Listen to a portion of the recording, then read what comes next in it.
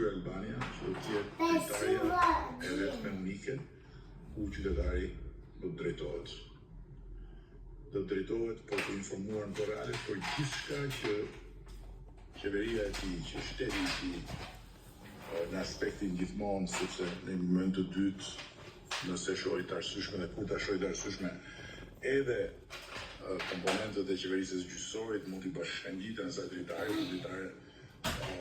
ku secili ka autonominë e vet, për të pasur kontaktin direkt të qytetarit me atë pushtet.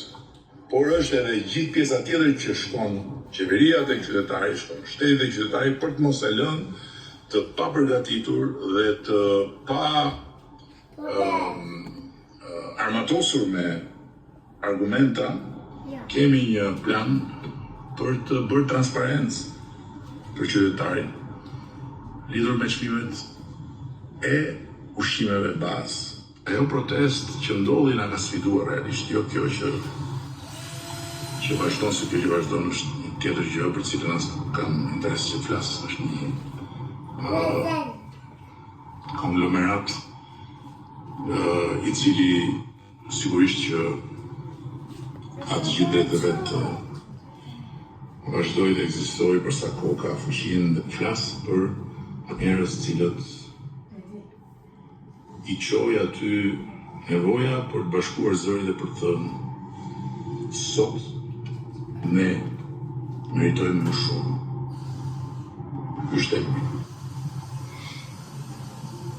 Dhe nuk na mjaftojnë ato që janë bërë, nuk na mjafton absolutisht krahasimi me nga Unisa dhe me tjerët. Kështu që unë jam i bindur për këtë, jam shumë optimist për këtë, jam shumë i energjizuar për këtë.